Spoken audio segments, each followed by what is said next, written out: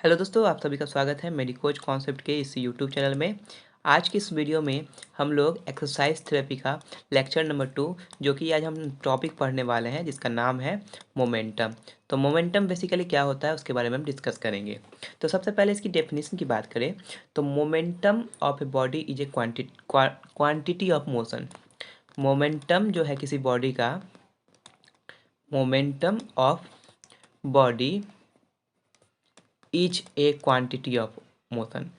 Motion का quantity है, motion का क्वांटिटी होता है।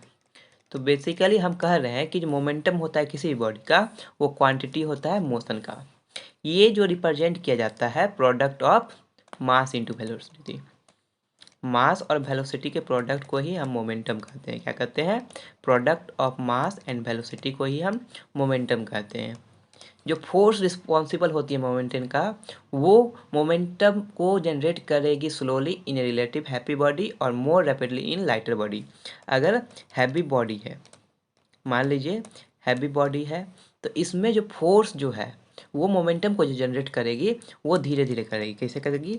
स्लोली करेगी। जो मोमेंटम जनरेट होगा in heavy body is slow, बहुत ही धीरे धीरे होगा। वहीं जब लाइटर बॉडी होता है, यहाँ पे जब लाइटर बॉडी होता है तो यहाँ पे जो मोमेंटम जनरेट होता है बाय द फोर्स वो क्या होगा? फास्टर होगा। लाइटर बॉडी है तो मोर रैपिडली यहाँ पे मोमेंटम जनरेट होगा। तो ये हमारा मोमेंटम का डेफिनेशन है। तो अगर मान लीजिए कि मोमेंटम किसी बॉडी का इंक्रीज कर रहा है, किसी बॉडी का मोमेंटम इंक्रीज कर रहा है, तो बेसिकली हम कह सकते हैं उसका mass, momentum equal to mass into velocity होता है। तो मास भी इंक्रीज करेगा और वेलोसिटी भी इंक्रीज करेगा। क्या करेगा? मास भी इंक्रीज करेगा, वेलोसिटी इंक्रीज करेगा। तो हम कह सकते हैं जो momentum is directly proportional to mass and velocity, दोनों डायरेक्टली प्रोपोर्शनल होता है। Momentum is directly proportional to mass and velocity. तो हम बेसिकली ये एक पॉइंट यहाँ पे आपको बता सकते हैं, आप समझ सकते हैं कि मोमेंटम जो होता है वो डायरेक्टली प्रोपोर्शनल होता है। कैसा होता है? डायरेक्टली प्रोपोर्शनल होता है। किसका किसका? Directly proportional to mass and velocity. Mass और वेलोसिटी का प्रोपोर्शनल होता है। तो ये हमारा मोमेंटम क्या होता है उसके बारे में हम डिस्कस कर लिए। तो बेसिकली दो तरह के मोमेंटम होते हैं। तो पहला टाइप्स जो हम मोमेंटम के देख रहे हैं जो होता है वो सेंट्रीपिटल ट्रांसफर ऑफ मोमेंटम। क्या होता है? Centripetal transfer of momentum. Centripetal transfer of momentum क्या होता है? Centripetal transfer of momentum. Momentum का जो ट्रांसफर होता है वो सेंट्रीपिटल होता है। तो सेंट्रीपिटल किस तरह होता है? तो एक सेंट्रीपिटल फोर्स जो होता है वो बॉडी को एक कर्व पाथ में मूव करने के लिए फोर्स करता है। ये जो सेंट्रीपिटल फोर्स होता है ये बॉडी को फॉलो करने के लिए एक मतलब कि डायरेक्शन देता है कि तुम फॉलो करो और एक कर्व पाथ में ही फॉलो करो। फॉर एग्जांपल यहाँ पे जो हम सेंट्रीपिटल ट्रांसफर ऑफ मोमेंटम का एग्जांपल लेते हैं, आइस स्केटर। जो आइस स्केटर हैं वो क्या करते हैं? हमेशा कर्व डायरेक्शन में ही मूव करते हैं। वॉशिंग मशीन ड्रायर, जो वॉशिंग मशीन ड्रायर होता है, जो वॉशिंग मशीन जो कपड़ा साफ करता है उसमें आप देखे होंगे ड्रायर जो है वो सेंट्रीपिटल ट्रांसफर करता है किस चीज़ का? मोमेंटम का।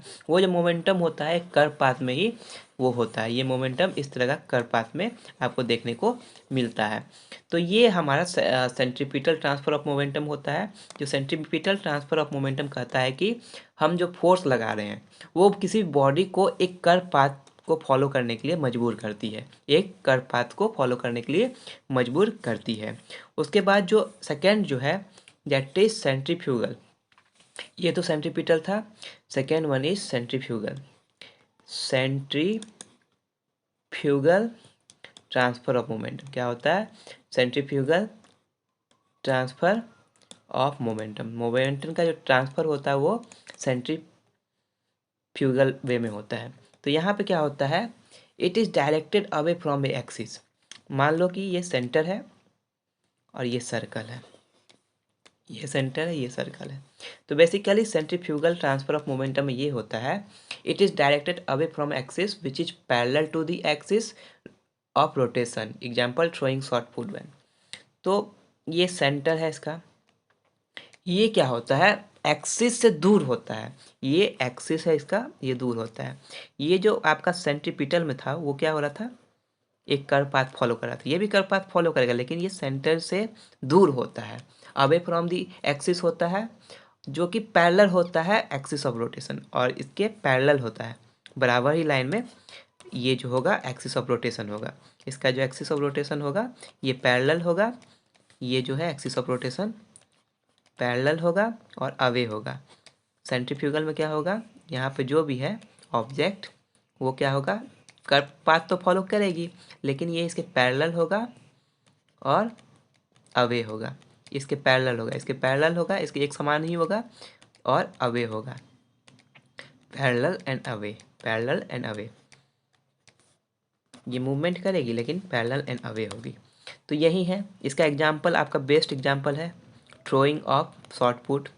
जब आप देखते हैं शॉर्ट पुट थ्रो करते हैं तो आप 2-3 चक्कर लगाते हैं, दूर जाते हैं, पहले दूर जाके ही थ्रो करते हैं और सेंटर के पास से ही थ्रो करते हैं। तो थ्रोइंग ऑफ शॉर्ट पुट यहाँ थ्रो करना, ये एग्जाम्पल है momentum, centrifugal transfer of momentum का एग्जाम्पल है थ्रोइंग ऑफ शॉर्ट पुट। और सेंट्रीपिटल का एग्जाम्पल था वॉशिंग मशीन ड्रायर और आइस स्कैटर। तो उम्मीद करता हूँ आपको आज मोमेंटम समझ में आया होगा। तो अगर आपको मोमेंटम समझ में आ गया है तो इस चैनल को सब्सक्राइब कीजिए। नेक्स्ट टॉपिक में हम लोग कुछ और डिस्कस करेंगे, तब तक मिलते हैं। आप कमेंट में टॉपिक बोल सकते हैं, मुझे ये इस टॉपिक की डिमांड है, मुझे ये टॉपिक समझना है। तो मिलते हैं नेक्स्ट वीडियो में, तब तक के लिए धन्यवाद।